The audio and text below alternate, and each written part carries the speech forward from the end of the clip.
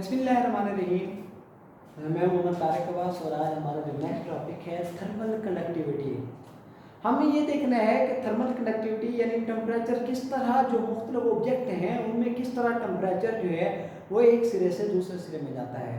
हमें ये भी पता है कि जिस तरह का ऑब्जेक्ट होगा वैसे ही उसके अंदर हरारत की मुंतकिली होती है।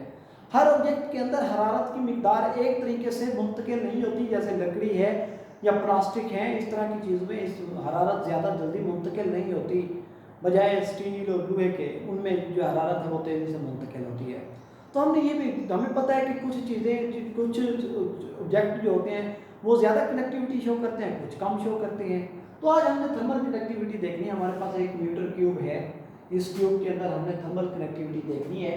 इसके सामने वाले दोनों हिस्से का जो क्रॉस सेक्शनल एरिया है वो ए है, इसकी जो लंबाई है एक सिरे से दूसरे सिरे तक वो L है, और इसके एक साइड पर टेम्परेचर T1 है और दूसरी साइड पर जो टेम्परेचर T2 है। अब हम कहते हैं कि ये हमारा गर्म एरिया है, इसकी निस्बत तो ये अगर गर्म एरिया इसे T1 का नाम दिया, ये जो एरिया ठंडा है उसे T2 का नाम दिया है।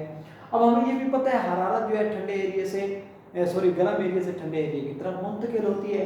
लेकिन आपको ये बताऊं कि जो हरारत मुंतकिल होती है ना, हरारत को कहते हैं, क्यूब को हरारत कहते हैं, वो हरारत एक खास यूनिट टाइम में मुंतकिल होती है। तो इसका मतलब है यूनिट टाइम में मुंतकिल होने वाली जो हरारत है उसे हम कहते हैं हरारत की शरह, ठीक है, रेट ऑफ हीट कहते हैं। अब देखिए हरारत की शरह की अगर बात करें तो मेरे ख्याल में ये जो हरारत की शरह है, हरारत की शरह ये बराबर होती है Q बटा T, क्योंकि जो हरारत है वो यूनिट टाइम में मुंतकिल होती है, यूनिट टाइम में शिफ्ट होती है। ये हो गया। अब आपको एक और बात बताऊं, देखिए यहाँ पर जो है ना हमारे पास तीन मेन पॉइंट है।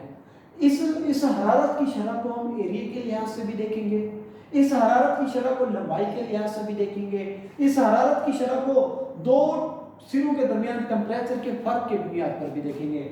अगर हम सबसे पहले बात करें for cross sectional area A, अगर ए की एरिया की बात करें तो देखिए जब किसी ट्यूब का क्रॉस सेक्शनल एरिया ज़्यादा होगा तो उसमें हरकत करने वाले आज़ाद इलेक्ट्रॉन भी ज़्यादा होंगे और वो ज़्यादा तेज़ी से अपनी मर्ज़ी से आज़ादाना हरकत करेंगे, और इस तरह से क्रॉस सेक्शनल एरिया ज़्यादा होने की वजह से, इलेक्ट्रॉन्स की मूवमेंट ज़्यादा होने की वजह से जो हरारत की शरह है Q बटा T ये भी ज़्यादा हो जाएगी। और अगर किसी जगह पर क्रॉस सेक्शनल एरिया कम हो जाए तो जो हरारत की शरह Q बटा T है वो भी क्या हो जाएगी, कम हो जाएगी।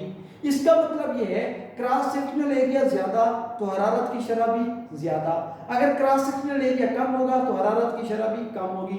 इन दोनों के दरमियान डायरेक्टली प्रोपोर्शनल का रिलेशन पाया जाता है। लिहाजा हम कहते हैं कि यहाँ पर Q बटा T is directly proportional to area. इसको मसावात 1 का नाम दे दें। दूसरे नंबर पर हम बात करते हैं फॉर लेंथ,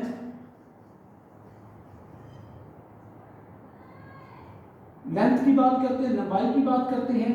तो फॉर लेंथ की बात करें तो देखें हम आप खुद बताएं कि अगर पानी को एक नदी है छोटी सी, उस पानी उस नदी से जाता है 1 किलोमीटर के डिस्टेंस पर पानी में जाना है, तो उसे मैं कहता हूँ बिलफर्ज 1 घंटा लग जाता है वहां तक जाने में, बिलफर्ज। और अगर उसी पानी में जाना हो 10 किलोमीटर के फासले पर तो फिर तो 1 घंटे से क्या 10 घंटे लगेंगे, ज्यादा टाइम लगेगा ना।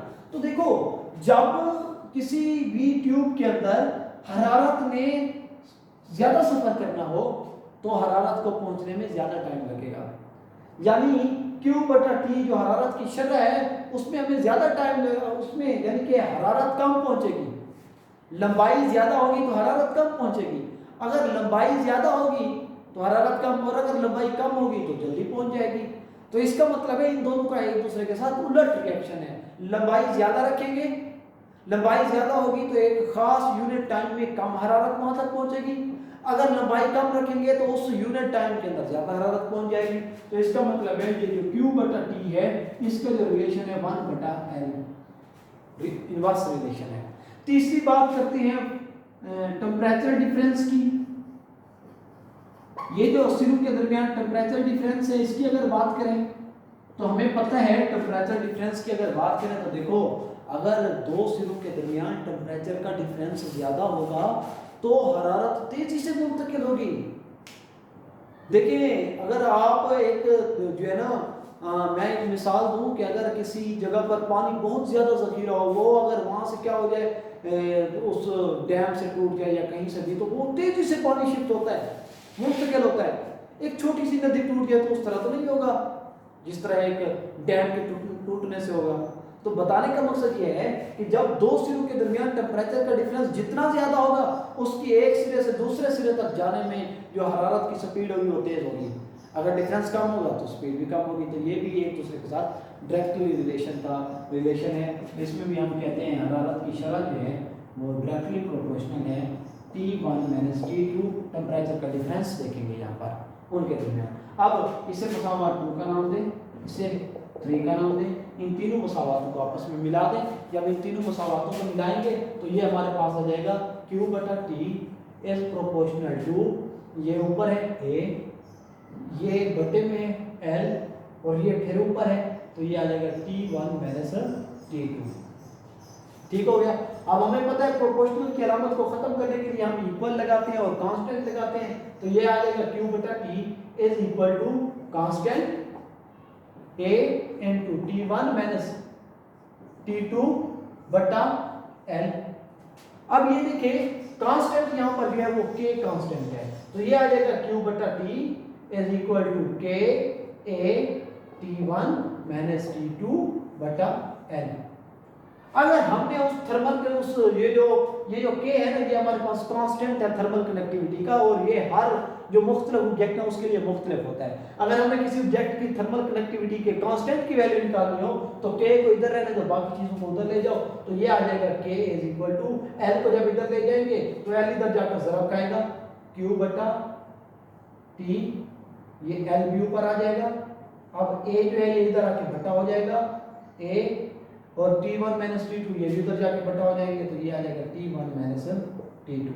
ठीक है, या इसको यूँ लिखते हैं, तो ये हमारे पास जो है ना क्या आ जाएगी, उस ऑब्जेक्ट की थर्मल कंडक्टिविटी की जो कांस्टेंट की वैल्यू है वो यहाँ से हम निकाल सकते हैं। और याद रखिएगा ये जो थर्मल कंडक्टिविटी की वैल्यू होती है ना, 1 मीटर क्यूब जो होता है ना, उसके मुखालिफ सिरों के ऊपर जो टेम्परेचर का डिफरेंस अगर 1 केल्विन हो तो उसको हम कहते हैं कि ये उसकी क्या कहलाएगी, थर्मल कंडक्टिविटी कहलाएगी। इसको देखिएगा, इसकी किताब से इसकी वर्डिंग याद कीजिएगा, कोई मसला हो तो ज़रूर पूछिएगा।